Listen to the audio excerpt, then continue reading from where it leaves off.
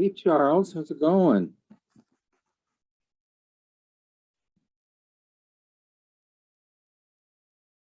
You hear me? Yeah, sorry, I was getting something to drink. Oh, that's okay. Take your time. How's it been going? We didn't get to finish. What you been doing? Yeah, I don't know.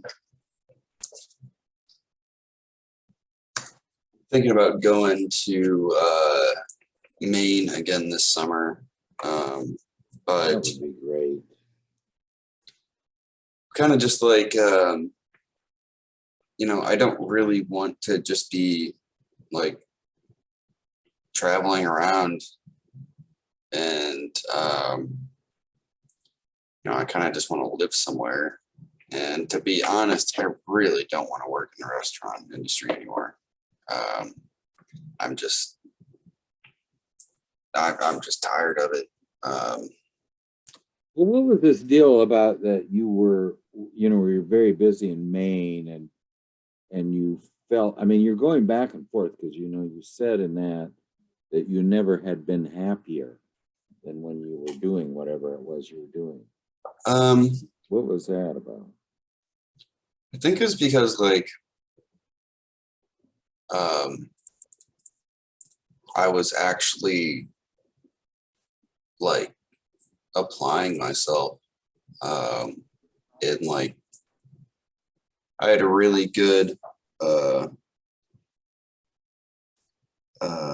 leader, mentor, whatever. Yeah, there you go. That's what's going on. I mean, the idea was it wasn't so much the restaurant work or whatever. It was the idea of that you were conscious. And now, who was happy in you? The soul and the life force was happy. When aren't you happy is when the soul and the life force know that we're not participating in life, that we're doing essentially the shadow is sabotaging in every way it possibly can entry into life. That was in that dream last time, so I think where the joy that you felt was that you at a cellular, visceral is what my this one girl is. Visceral is at your cellular level. You realized that you were on track now for one of the first times in such a long time. Now I think you were on track there, and you were on track in Louisiana too. I think the idea is I really don't know what is. I'm just trying to think of myself that somehow, even though I don't know, I think there is a unrealistic, I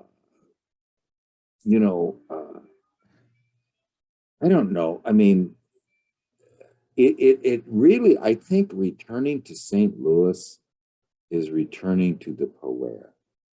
And the reason you want to do it is because it's there is some familiarity there, some idea of that you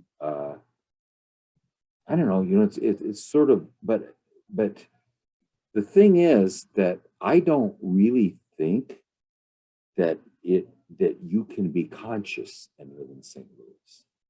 I think if you live in St. Louis, you're going to always be unconscious.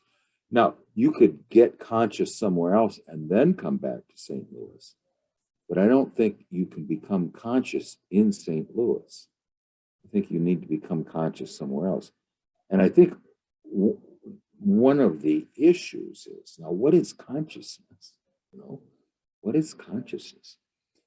consciousness is that you are not possessed,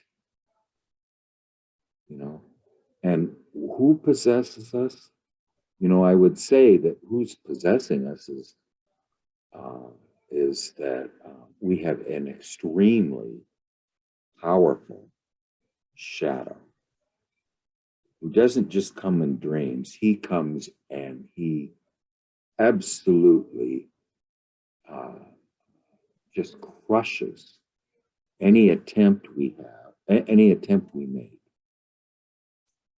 at entering the world consciously. Now, entering the world consciously would be weighing alternatives, you know, and finding out what is most practical with a certain amount of goals and priorities. Goals and priorities are really the feeling function. You know, the feeling function is prioritizing things, finding out at the deepest level what should be most valued. Well, what should be most valued right now? What should be most valued right now is that we gain a profession, that we start to be able to provide for a spouse, not Molly. I think Molly is going to make you unconscious because you are unconscious around Molly. I think the idea is another form of possession. You know, I mean, sure, I think that the reality of Molly and the image of Molly are two completely different things. You know, and the image of Molly possesses you, the shadow possesses you. You know, I mean, the idea of the feeling function is also, you know, let's talk about the sensate function and the feeling function. Okay, we're okay on the intuitive and the thinking side. Okay, the two things, the sensate and the feeling function do, which I think are our weaknesses here, and plus that you know, the feminine aspect needs to be, and we'll come up with these in the dreams. But the idea of the sensate function is to be totally realistic and practical.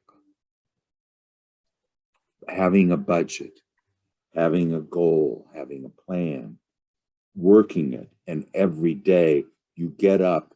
Now, the feeling function says, what is the highest value here? The highest value is my work and me showing up on time, and me being a reliable person, and me moving up. Now, you were moving up in Maine, and you were moving up at the FedEx job. I mean, they immediately wanted to. So your thinking side has no problem. The intuitive side is just unbelievably developed. I mean, you know, the video that you did is just, very few people on earth could have done that, you know. So your thinking and your intuitive side are very well developed and serve you well. What doesn't serve you well is the sense of reality and practicalness of the sensate. The sensate looks at things with no illusions.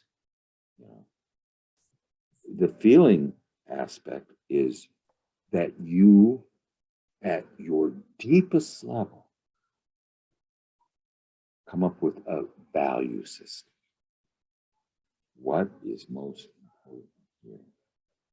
Now, I'm just saying, what is not important is isolation, is quitting things over and over again. You know, you wish you could make a living at burning bridges. I mean, that is not a good value system. I mean, it's basically just this never-ending loop of self-destruction. At our age right now, it is time. It is highest time I mean, we don't have much more time to waste. Now, what is our biggest obstacles? That's going to come up in the third dream. You know? Our biggest obstacle is that we're possessed. We're not only possessed by the shadow, but we also have a very almost non-existent relationship to the father and to the mother. And I think the idea of those two things is that we had a misbirth in our childhood. We were not nurtured the way we should have been nurtured. And so that we're still fighting this problem, you know, and the two things that it does, the puer is not a sensate in any way. They don't have their feet on the ground. They don't look at things in a realistic way. You know, the intuitive, I'm an intuitive. What my friends said about them is they never reap the harvest. And why don't they ever reap the harvest? Because they're so full of illusions. You know, the sensate has no illusions. The feeling function person knows at a cellular level, at a visceral level, at a bodily level, what is most important here? What is most important to the life force? What is most important to being alive? That's what a true conscious feeling function person does. So I think the real key that unlocks the door right now is consciousness. That we don't make any decision without consulting the realistic aspect of the sensate and the bodily, what is important to our life, our destiny on earth, our life force. We need to know what those things are because they're absolutely critical and crucial, and they contain the water of life. Those things that you find at your bodily level that are of most value, not at your delusionary thinking level, what's most valuable, or or in a thinking level that's too abstract. In the feeling function, properly developed, it's not abstract. Everything is near at hand. Everything is intimate, and everything has to do with the life force. What is important to the life force? So I think those, if we're going to be conscious, the road to consciousness is through our unconscious functions, which are the sensate and the feeling. And you see, I'm not, what I'm saying, feeling has nothing to do with love, doesn't have any, it can have something to do with relationship, because relationship is body to body, and it's near at hand and intimate. And this being across from you with these human eyes that you see, this other living being, is far more important than a big pile of cash. And the body knows that. And, the body, the feeling function is not materialistic. Okay. Feeling function is related. It's close, as the thinking function and the logos and the masculine have an affinity, even though they're not the same thing at all. The feeling function, eros, relatedness. Feeling is evaluating at the bodily level, not at the level of the checkbook or anything else. It's at the bodily level. And then eros is to be an I thou. Don't treat anyone as an I it. And you come to each relationship in a religious sense. That's eros. And then the other aspect is that it's near at hand, it's intimate, and that means it's feminine, not abstract. You know, it's one seed after another. But anyway, I mean, I think as the one thing I think that we missed by not staying out at Maine through the whole season, I mean, in my opinion, is that you would have established a network that led to the next step up. Yeah, What do you think? Yeah, what do you think? That's funny. I don't think that guy Rico is there anymore. I think he left because I was looking today at, you know, jobs on the website that I got that job on, and his position was open. And I just thought that was interesting. I don't think he's there anymore. Well, he's such a great mentor too, and the one thing he could do, if you can get a hold of him,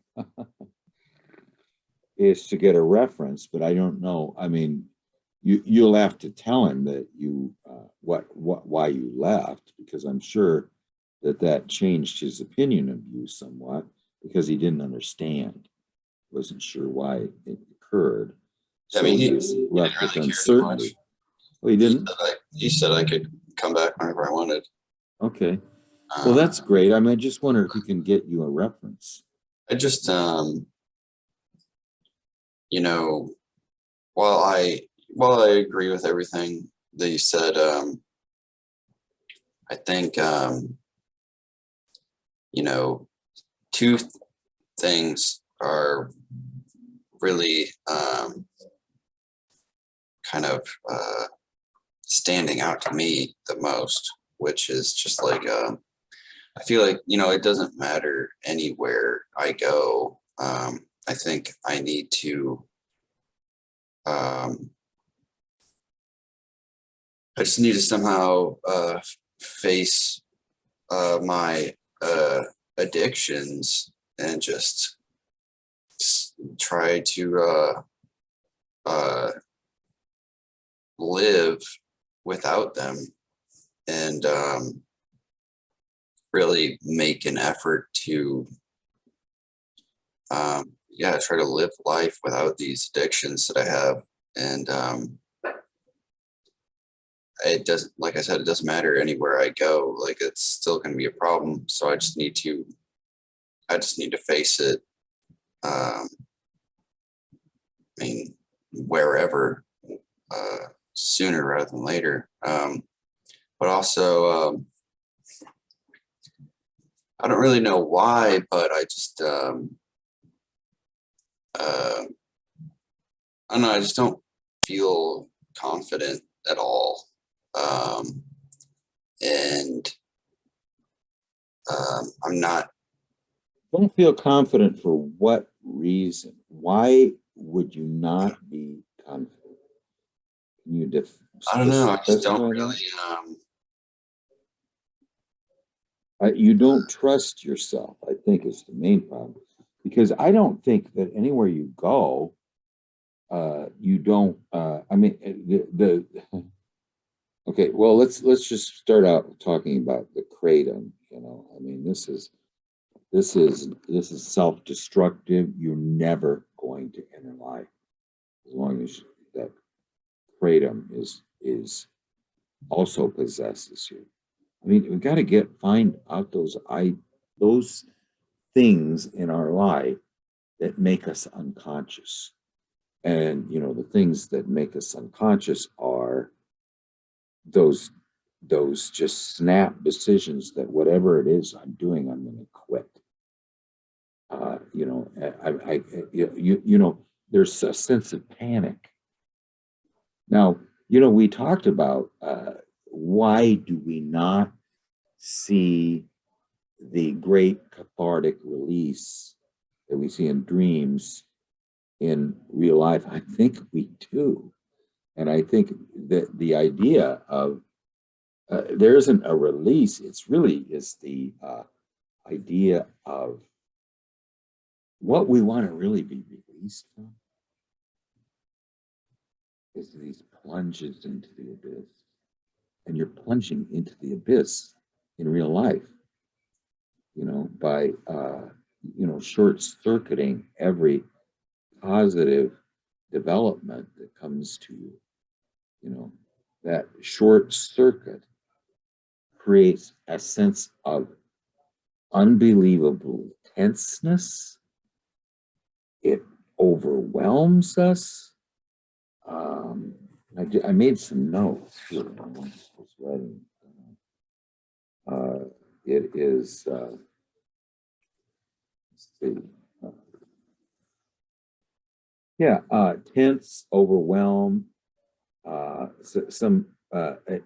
then it causes anxiety, and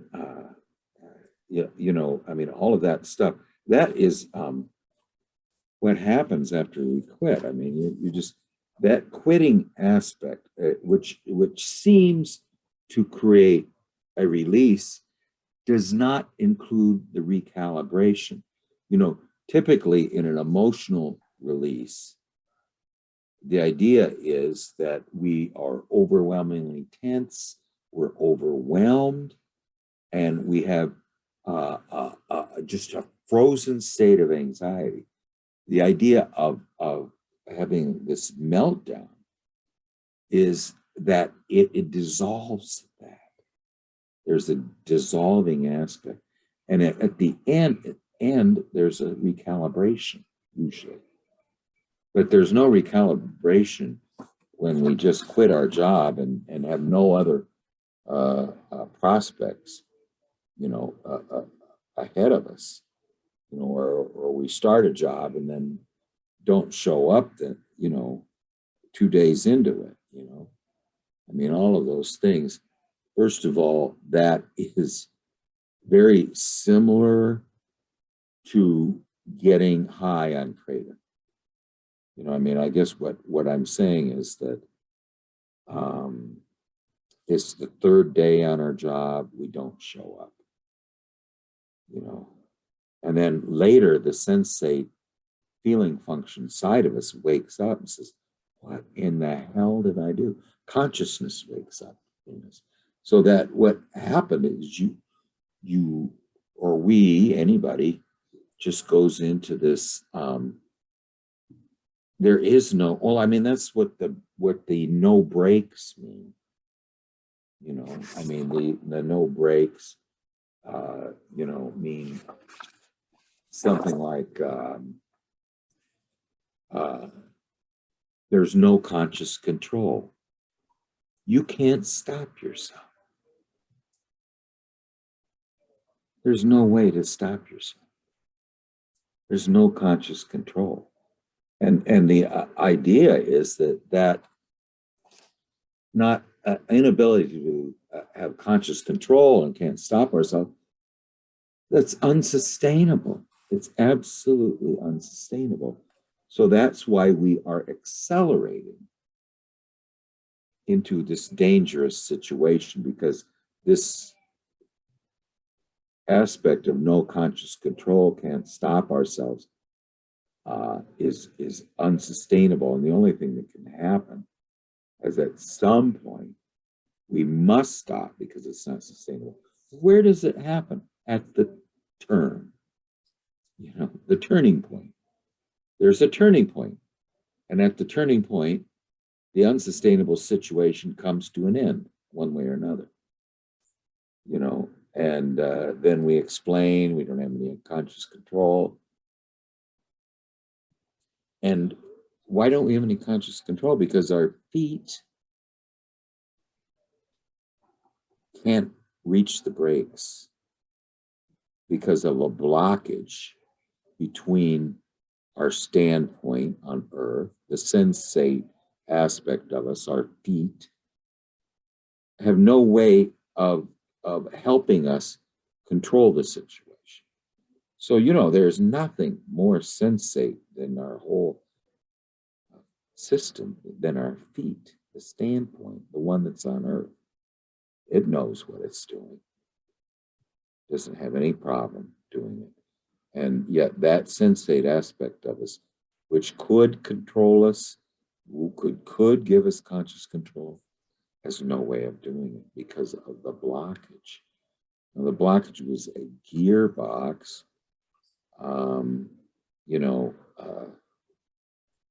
something to do with transmission, or something, and shifting gears or something. I mean, because we've got too big of a shifting gear mechanism.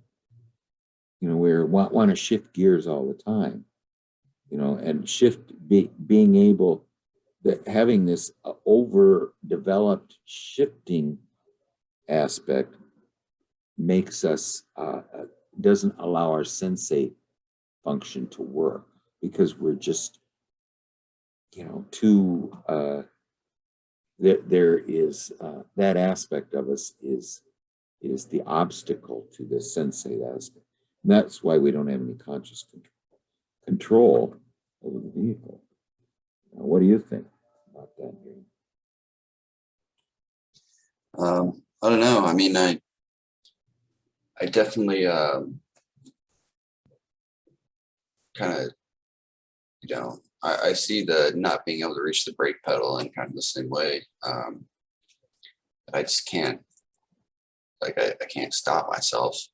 And then when the consequences come up and I get in an accident, and we're just waiting for the cops, I just really want to leave so I can just go home and get high. The sense of now, first of all, it is the whenever you see the aunt there, the mother's sister, what type of a person is your mother's sister? Not the kind of person that I really like too much. Is she a little more capable than your own mother? Yeah, but she's just very petty and materialistic. Okay, well, anyway, she's the mother's sister. She's sort of this, let's say that's not even the real mother, aunt. It is an indirect connection to the maternal world, because our direct connection with the maternal world it has a connotation or a context in us where it can't help us. It can't help us save the starfish. I mean, there's several times when we needed the help of the direct maternal, and she's unconscious. That time that in the hallway where she goes in and lets all these men abuse her. I mean, she's the direct mother aspect is not really available to us directly. So I think that's why the aunt comes up a lot. It's sort of the indirect kind of bypasses the mother experience that we have. And every time there is an RV in any of your dreams, I'm just sitting there waiting. Where's the father? That's what I'm thinking to myself whenever I see the RV. When the RV is,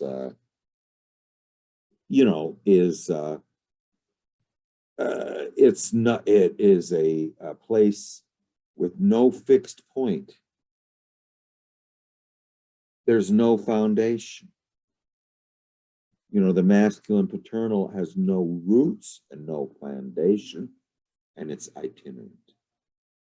So, I mean, it just moves all the time. There's no stability there. So then the RV has this symbol of the house with no foundation. And it also is related to the father. It's the father's house with no foundation, no roots, no fixed point. it just, just slides around. I mean, it's just confusing. The fact that we need some stability, we need a fixed point and anchor. We don't have one. So, we've got this maternal aspect that can't, just in the dreams appears helpless.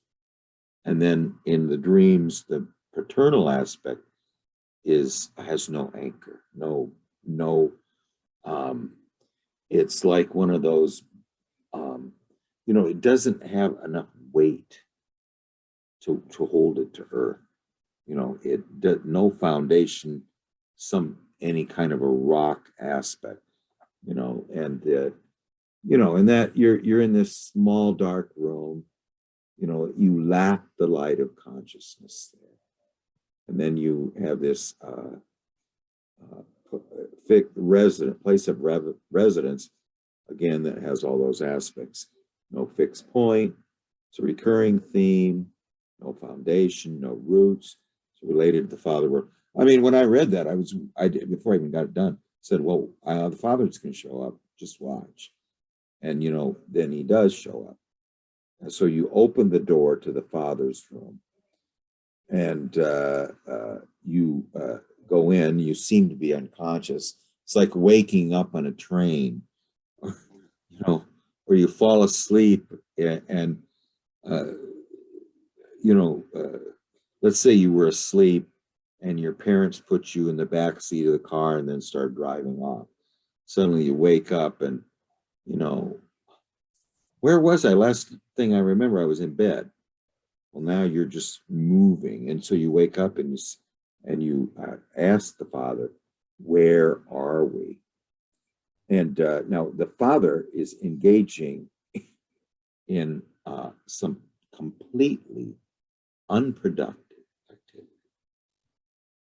He's showing that he's not very helpful either. I mean, he's just sitting there playing a computer game. It's just, engaging in mind candy, or I don't know what you would call it, but, it's just some type of it's like playing solitaire, 10,000 games. Well, you told me one time, what did you put 2,600 hours in some computer game in a year? Or, yeah, something like that. But anyway, that's somewhat of a symbol of that. And so after you ask, where are we? And you look at him and wait for a response, and he just looks at you astonished. I mean, he's surprised you're there. He doesn't answer the question. And what he does is it falls to the floor.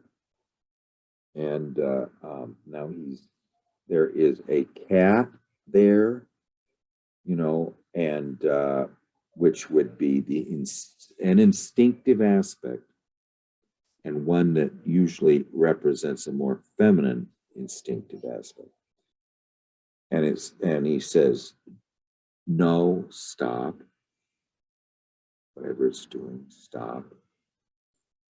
You seem to be doing something self-destructive, something that is dangerous. And it is really he jumps and is worried about the cat doing something. Apparently there's some object on the ground that the cat is messing with that goes by the name of Mary. Okay, what kind of thing that he's messing with would be called Mary? I couldn't really see. I thought it was maybe cannabis or something, okay, some drugs on the ground or something. Yeah, but the last time you did this, it's just something.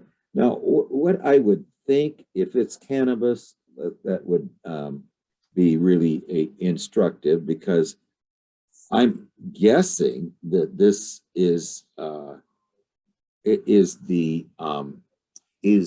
addictive anima in the Father aspect. So, in other words, if you have a father complex, if you have an unhealthy relationship with the paternal aspect.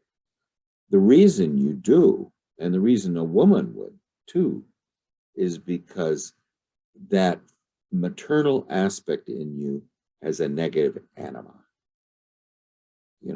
and so here you have the father and his anima.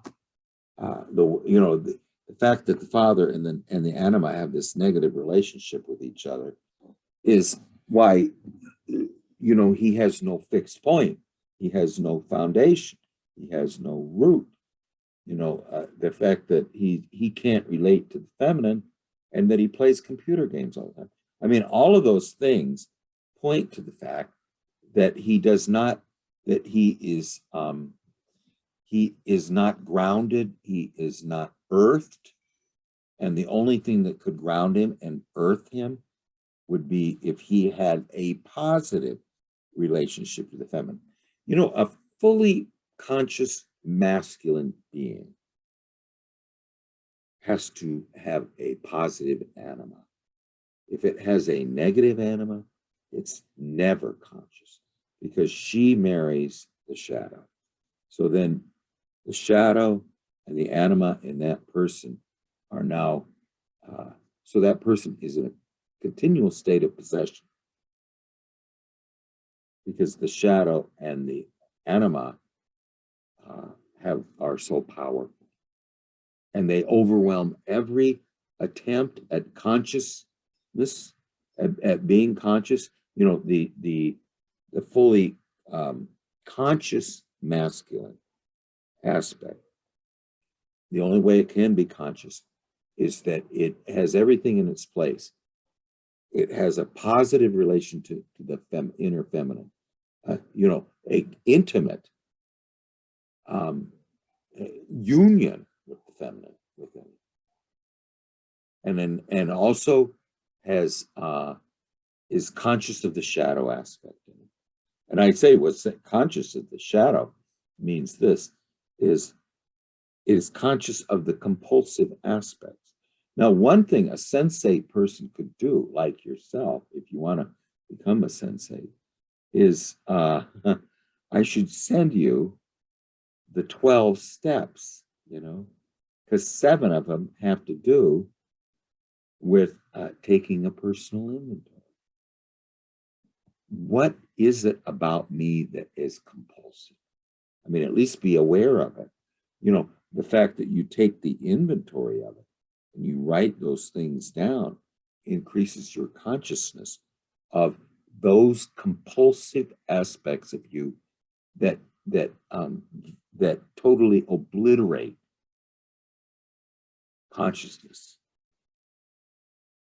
I mean, the idea of it being compulsive is once you have entered that compulsive realm, who's making the decisions there?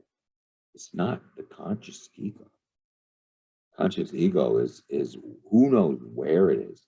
Now you look in the mirror and you see yourself, but that's not you.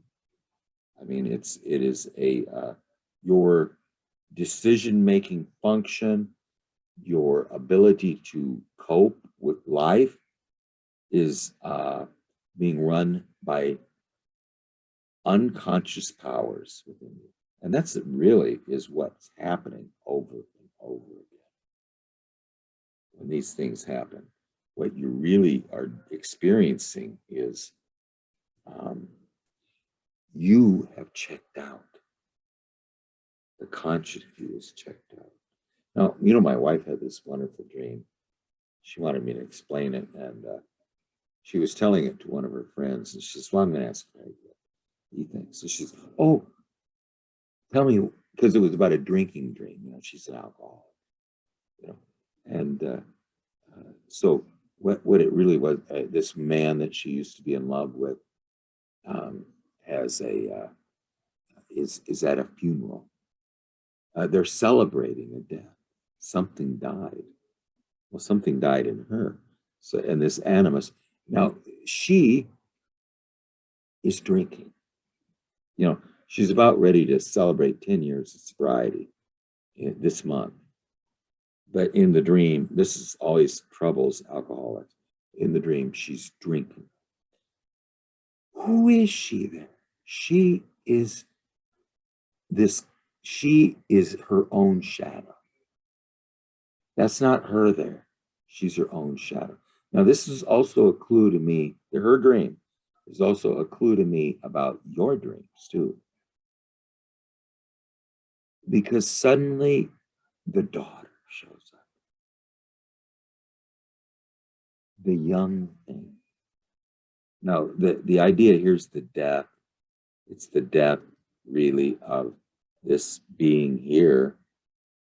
And here comes the daughter. Who's the daughter? That's her. That's the conscious her. And she comes to this one that's drinking and says, you shouldn't be doing that. Okay, so who's saying you shouldn't be doing that? The conscious Charles is saying that to the unconscious Charles. And the death is of the unconscious Charles. You know, so I mean, I really thought of you in this dream too. But I mean, the whole thing is, I think, is not going to be easy. It takes incredible concentration. And I think it also, you know, the idea of Alcoholics Anonymous was really developed by a guy named Roland Hazard, who was along with others, was a patient of Jung's. He'd spent many years under analysis, and he brought some of these concepts of, you know, becoming conscious of the shadow, and then relating to really to have a foot in the other world, and that means having a higher power. But I guess I mean that was at the end of the last stream. That was what my focus was at the end of the dream. How do we become conscious? Don't you think that's the critical question right now? I mean, how do you become conscious? Yeah, I mean, part of me is like, how do I really just find the will to like care and like actually go through with what I need to do? Consciousness. I sort of just don't care. Like, I don't have any real hope that that I can like turn my life around. And even if I like get sober or whatever, I'm like, what's the point? I'm not gonna ever make any friends, and I'll probably never get married, and I just don't have any belief in myself. You know, that I'm just telling you that, you know who's talking right now? It is the negative animus of the mother. You are talking right now to your mother's negative animus. That's who's saying everything you just said. Is not you, the conscious you speaking. It is the negative animus of the mother. Everything you said were animus opinions. They are opinions, a masculine opinion that is usually that is being said to the feminine within you, your anima or the mother aspect. All of those things are have been faced by many, many people. There's a guy named Zig Ziglar. You know, I don't know if you ever heard of him, but he said about exactly what you said. And the one thing that Zig Ziglar teaches people is you can do it. I mean, you, Charles, are probably on a bell-shaped curve. You're way over here on the right-hand side. You're not in the middle. You have come over to the right-hand side. So you're certainly capable. Now, you just gave me some reasons why you won't be capable.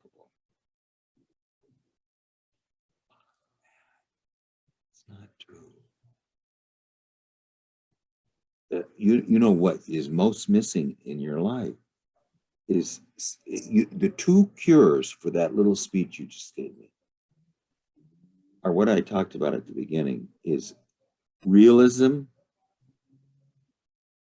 and knowing what is the most important thing to your life force. Is that something to believe in or not? I mean, do you care? I mean, you when you were actually participating in that, you'd never been happier before in your life, because your cells in your body were singing. They were they finally had reached a point where this is the, I mean, this is sort of like the Liverpool dream, you know, where Jung sees wholeness. I mean, what you experienced in that moment was wholeness. You were combining sensate and the feeling function, which are missing from your life. So, I mean, when you say stuff like this, I don't believe that for a minute. I mean, sure, if you're just going to, you know, sleep your life away and take kratom all day and feel completely helpless, yes, I agree with you. But you're not completely helpless. I mean, the reason you're feeling helpless anyway, is because you're unconscious. And the reason you're unconscious is because you lack the foundation, the at the standpoint on the earth of realism, budgets, day plan. What am I going to do today? I got a schedule. I'm going to keep it. You know, I'm going to run, you know, 45 minutes every day. That's going to be that. That is going to be my sensate anchor in being alive. If I don't do that, nothing else will work. If I walk or run 45 minutes a day, I've established a great foundation for realism and for the sensate function. You know. So Charles, I mean, don't you know, you will find someone to marry if you can if you can become conscious. So how do you become conscious? I mean, I don't know how else to be more clear. Look at the second dream. Okay, now this is you're in an unknown place, and it's filled with people who are interacted and on a almost reminds me of heaven. You know, I mean, it's just this place where you know, someone who had a near-death experience said in heaven, everyone is seems like they're when they greet you, they have a secret joke. They're very busy too. They're on an errand, and they can't stay very long. But they're very positive. You know, they're very. There seems to be a group of people who have a shared sense of purpose. And that's what we have here, a shared sense of purpose. And now this is also not just any old place. It is it is where the great father resides. You know, the great mother, here's the great father. Okay, the great father is there. But where is the great father? The great room, the main room, is filled with water, and he lies at the bottom of the unconscious depths. Seems to be very happy there. You know, he has sort of this indirect connection with the air breathing beings, but he lives at the bottom of the depths. So the great father, this is a great father too, who's not who's not overly spiritual. He's probably he's very much related to the feminine, to the Great Mother, because he lives at the bottom of the depths, you know. So this is our grandfather. This is our great father.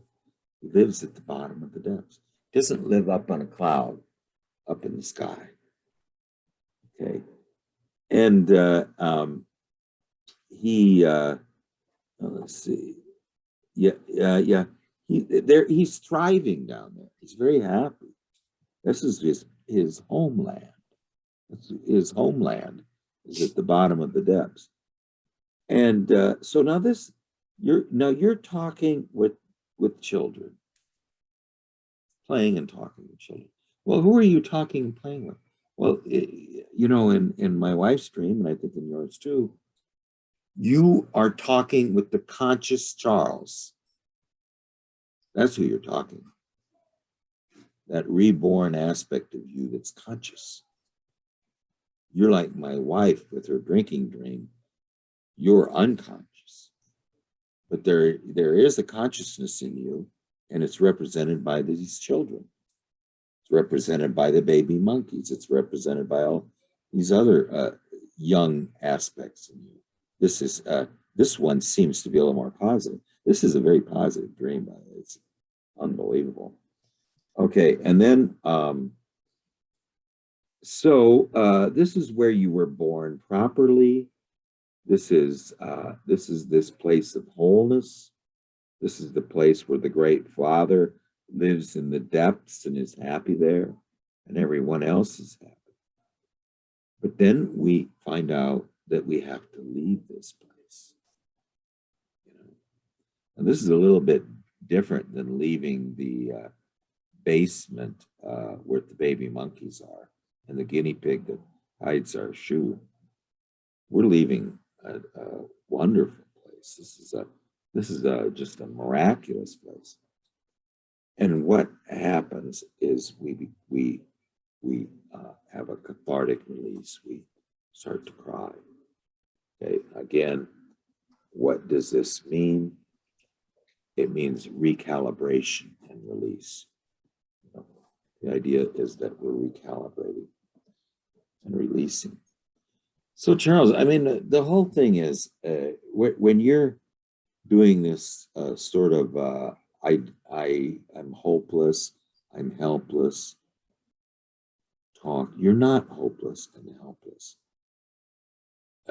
You're hopeless and helpless because of an inability to act because you're unconscious and because you have a very powerful shadow and you have a very negative animus. She is the young witch. Anima is the young witch. You have a negative father complex. You've got a negative mother complex. So, I mean, you've got all these things that are now. So who is the Redeemer here?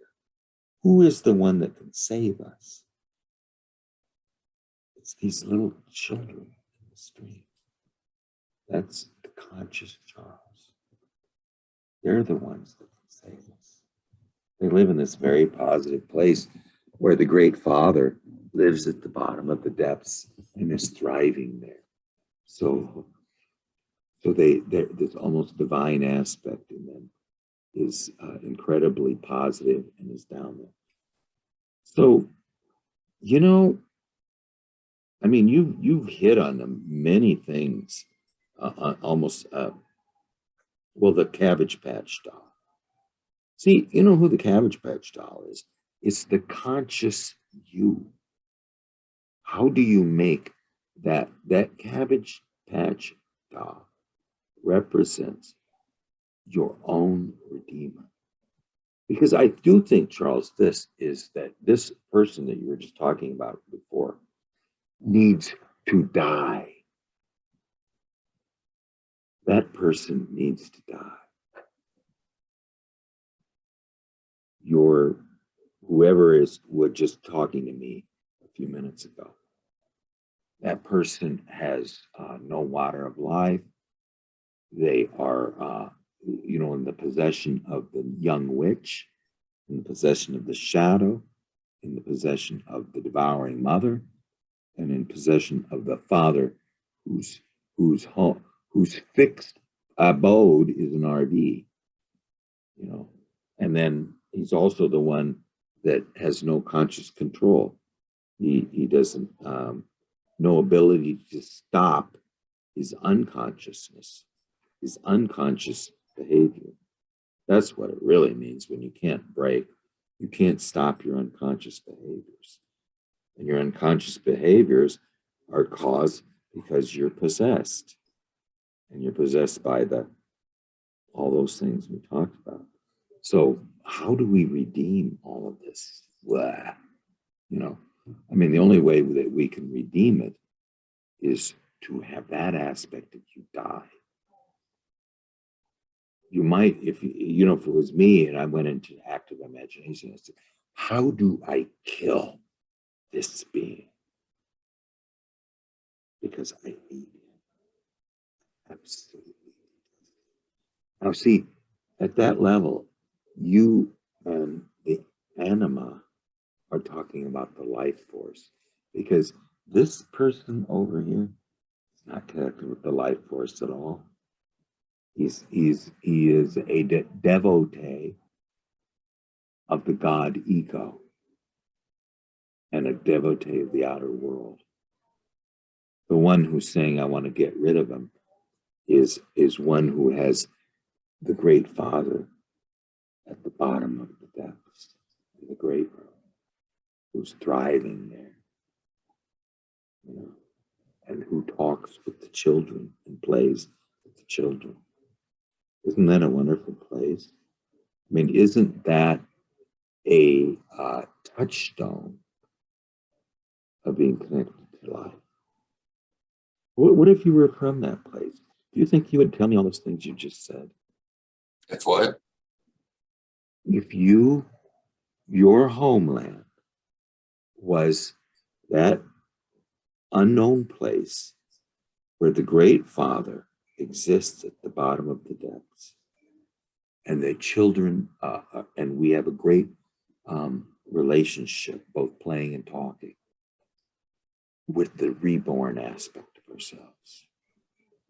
The reborn aspect of ourselves has gotten rid of this old dry husk of us. The one thing about the reborn aspect of yourself, it is whole. It possesses all four functions.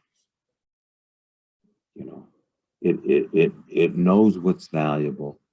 It has a sense of reality and a sense of play.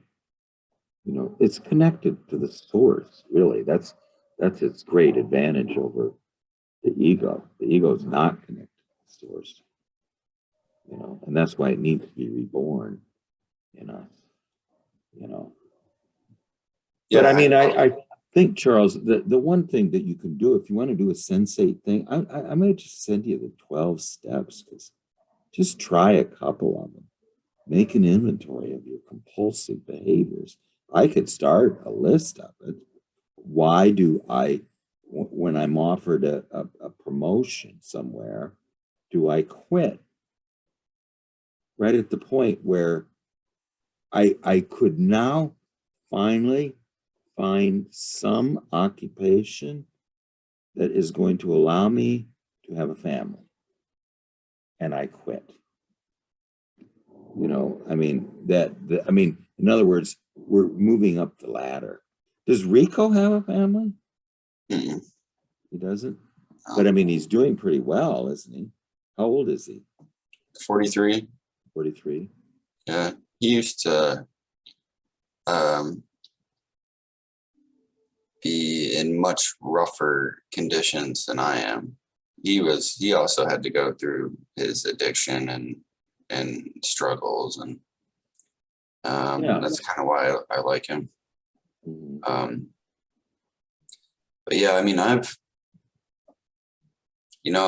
gone to AA before. I just haven't haven't gone in a while, and I never really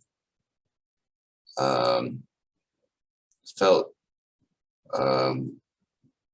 compelled enough to actually start doing the steps or anything like that. I just kind of went just because I don't know, there was something to do. I was able to talk about what was going on, so that's kind of nice.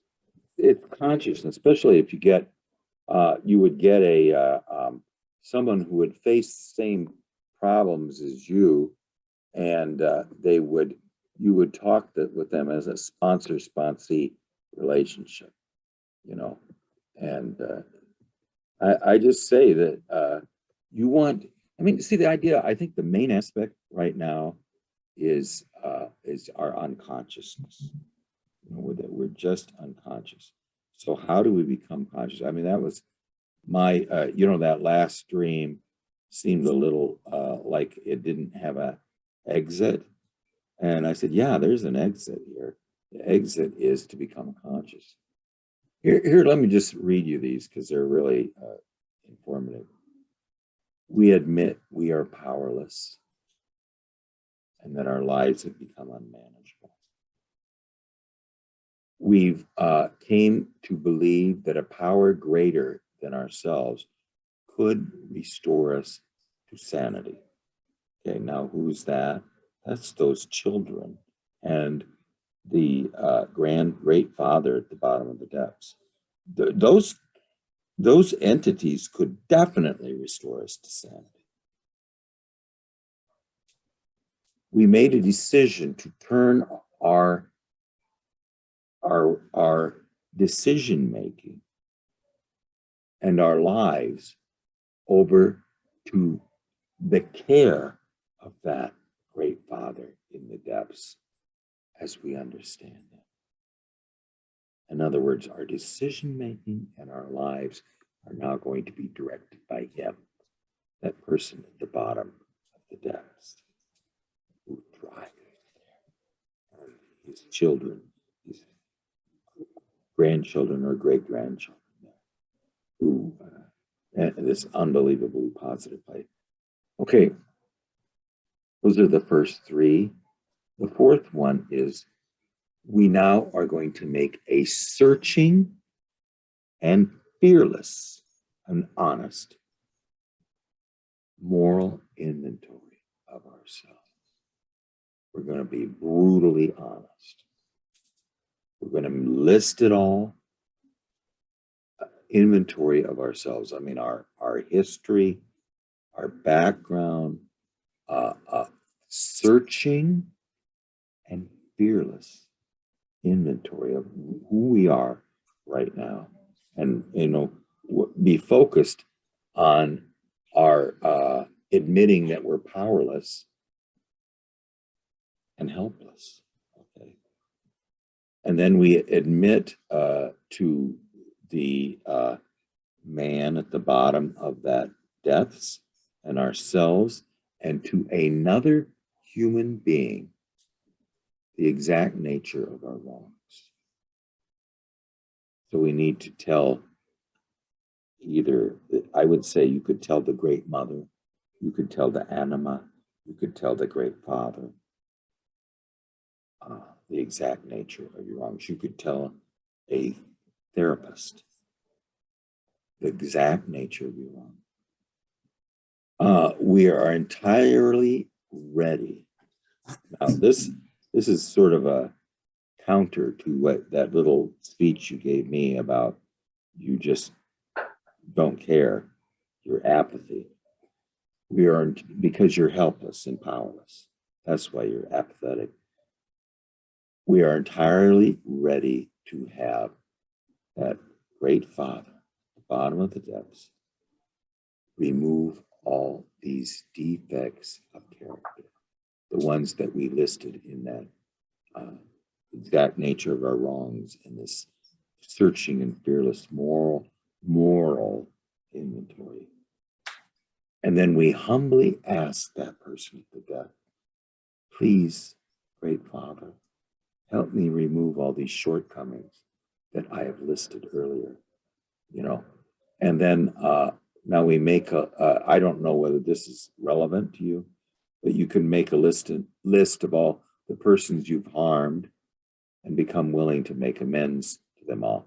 Now, the fact that we've lived somewhat isolated might make that one not so critical. And then make direct amends. I don't think that's necessary either, depending on how isolated we are. Okay, now we continue to take personal inventory, and when we are wrong, we promptly admit it. Yeah, this is the idea of being completely honest all the time. Every time we do one of these unconscious aspects, you need to take personal inventory. When you quit something, when you do something that you know is not right, you need to do it. Do that. And then now here's another thing. Very few people do this. You seek through prayer and meditation. Now, prayer, I want to tell you something about meditation.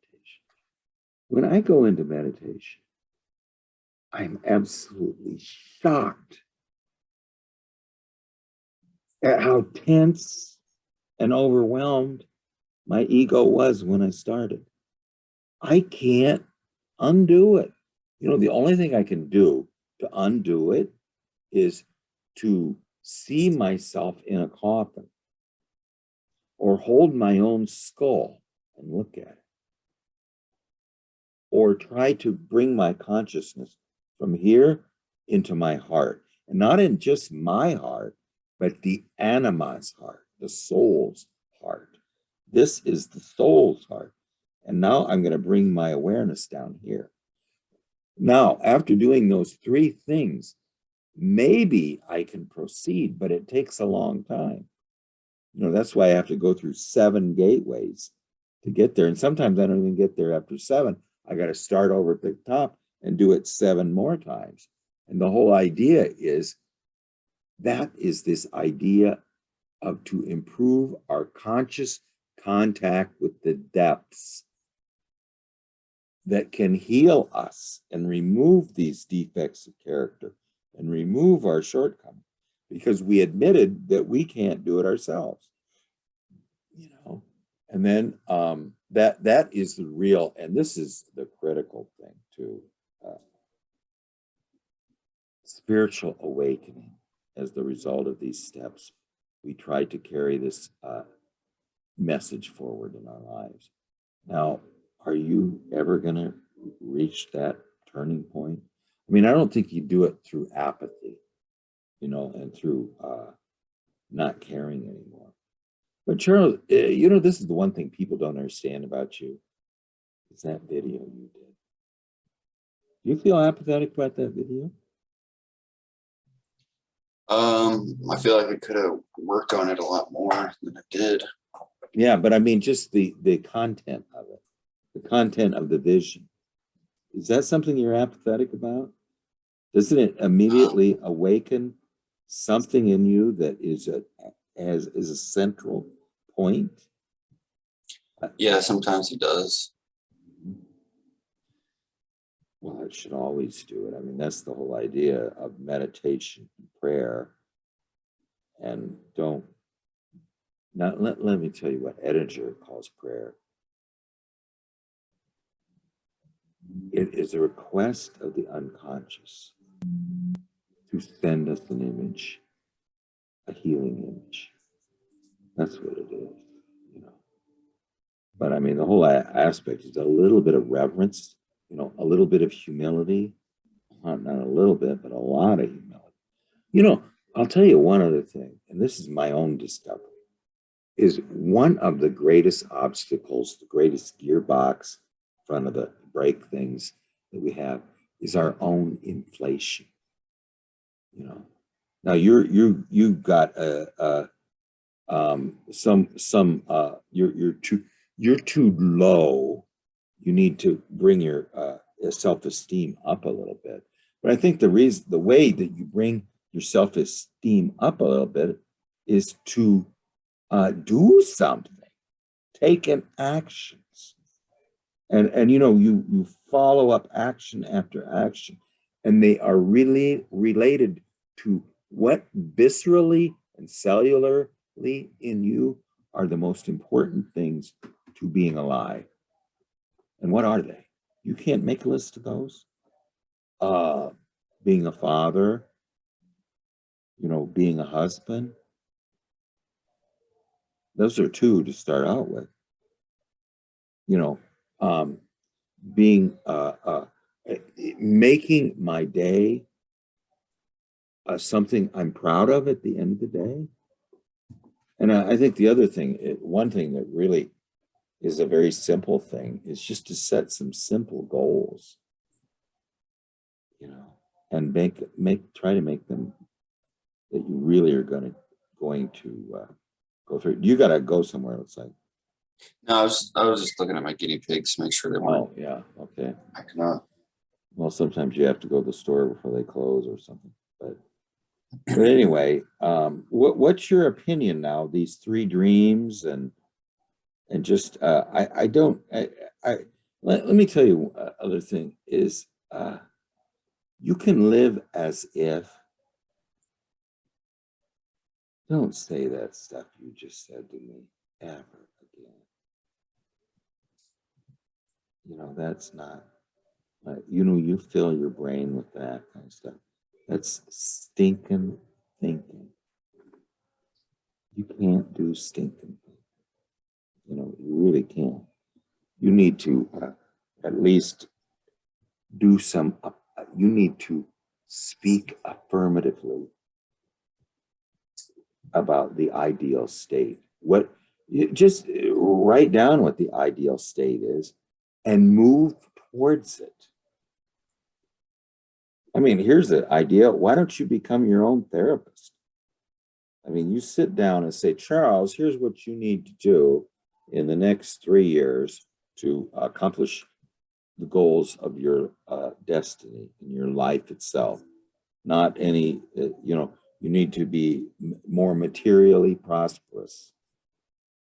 You need to make use of every day, seize carpe diem or something, seize the day, seize the minute, seize the hour.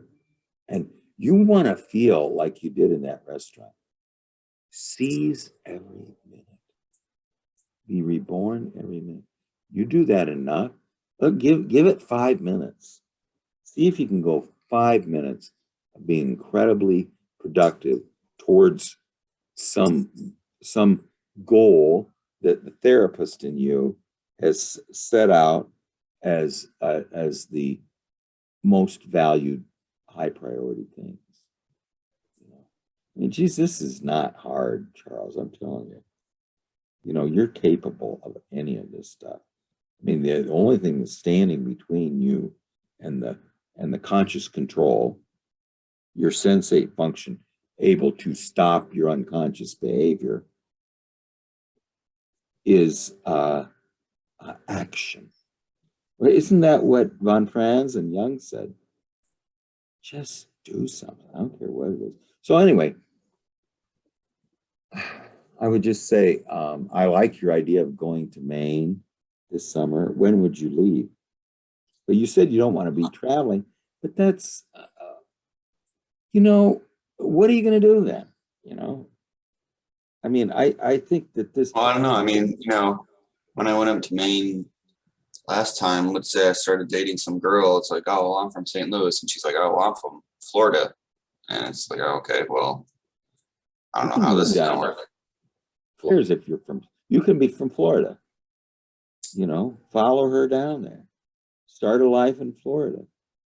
Yeah. Why are you from St. Louis? I mean, as far as I can see, St. Louis is a nice place to visit, but you personally should not. The only way you're going to break out of this horrible pattern is to get out of St. Louis. Yeah, I'm thinking about moving permanently. Yeah, I mean, the whole idea is I know you have ties to St. Louis, but it makes you unconscious. You're entering a aware universe when you're in St. Louis. When you are in Maine, when you're in Louisiana, it seems to me that devouring mother is she doesn't leave St. Louis. She stays in St. Louis.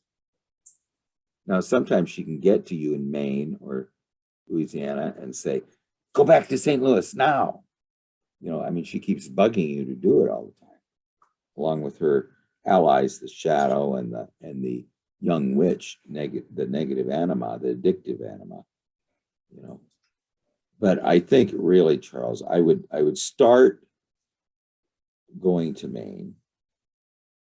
I don't care how many hours of overtime you're working and whatever. I think you were happy. Just finish it out. Yeah, FedEx is too much though. It made me literally sick. I was sick. I was working so much. I couldn't stand it. I know. I mean, I I couldn't do it. I'll tell you. I mean, maybe a younger person could, but I wouldn't be capable because I just don't have that type of, you know, I 8 or 9 hours is about all I can do. Yeah, I mean, I was tired of doing 12-hour days every day, 6 days a week. It was just way too much, especially for the flat rate. If I was getting paid per hour, I'd be making so much money that it would just be ludicrous. But with the day rate, it was like, I'm not doing 12 hours a day, 6 days a week on a flat rate. Are you kidding me? Well, that's the other thing right now. There's such a shortage of labor everywhere. It doesn't even have to be Maine. Why don't you go to, Well, the reason I wanted to go to Maine is because my friend that lives up in Maine, it's a job in the same town that he's in. Like I wouldn't be like 3 hours away like I was last summer. And I have a car this time, so I could actually like hang out with my friend that I've known since I was like 9 years old. Remember, you're an introvert.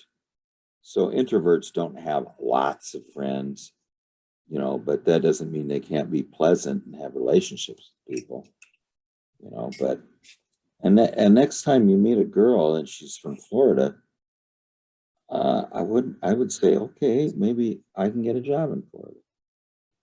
You know, I mean, I don't say you have to come back with me to Never Land, which it also goes by the name of St. Louis, which for you is Never Land. It is land where children never grow up, and I don't think that it's sustainable for you to stay there until you don't have Never Land in your life anymore. And you need to do that through being very active, as active as you could possibly be on a sustained basis, and don't quit for no matter what. You need that great father at the down at the bottom of those steps, and those children to help you not have that happen. Remember who's doing it. You're not making the decision to leave. And by the way, if you think you are, you're not conscious, because the conscious you would never have made that decision. The conscious aspect of you would not have made that decision. So who made the decision? I'll tell you who. It was a bunch of people. It was the devouring mother. It was the addictive anima. It was the shadow, and it was the itinerant father. I think that itinerant father in you is a lot more powerful than you think he is. The one with no fixed place, you know, whose house on the rock where the Temple of Wisdom is built is on tires, and he plays computer games in it all day. Is that the Temple of Wisdom? You know, it's not. But anyway. Well, anyway, I think this is a good. Do you have any questions about the 3 dreams? No, not really. Okay. Have you had any more dreams? Send me your dreams, Charles. Yeah, no, those are the last ones I've had. Yeah, as you have dreams, whether we can talk about them or not, just send them to me, and I can, because we want to keep following up, because are your roadmap. They really are. I think the one that was every one of these was good. You have no conscious control, and that can save you is at the bottom of the great room, at the bottom of the depths. He's thriving there. And then the aspect of this, the itinerant father, which is the unconscious you. So you had 2 dreams about unconsciousness and one about consciousness.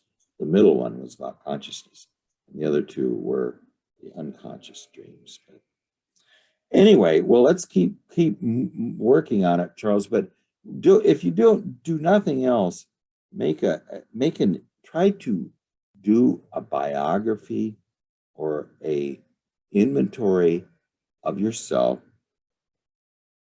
based on complete realism, the sensate function, and how these things fit in with your life force, which is the feeling function, because they didn't fit in very well. None of them do. They're not honoring or respecting your body, the great privilege. Your soul loves you. It sends you that message every night. What is your response to that loving soul within you? You just blow them off every day. That's why I named my soul Joanne, the one you never stand up on a date. You're there. You come. You don't just be a no-show. You're there. Your soul loves you. The self loves you. It shows you that every friggin' night. And where's your sense of gratitude for that? Do you have any great gratitude? I think you do. Aren't you grateful to your soul for sending you these messages? If you're not, really, I would say that it is that you need to be. I guess, one thing that it's just been it's very unrealistic, but I every breath I breathe out, since I was a little kid, is thank you, thank you, thank you. Just for the experience of being a conscious entity, I just feel such a sense of disbelief of being alive that I feel great gratitude for it. And I think we take that, most of the people I know take that aspect, just the miracle of consciousness, for granted, and they don't have any gratitude for it. You are sent great beauty every night, and show some, show a reciprocal gesture for the beauty that you're sent every night. What could be a reciprocal gesture? You do it through your art and through the video, and that you could have done better. I did a wonderful commentary of that. You could do every aspect of your life. You wouldn't have any problems at all. Well, I'll let you get to bed, Charles. So yeah. Anyway, just get hold of me anytime. This is not that bad for me. All right, well, I'll see you next time then. Okay, thanks, Charles. All right, see you, Craig. Okay, bye-bye.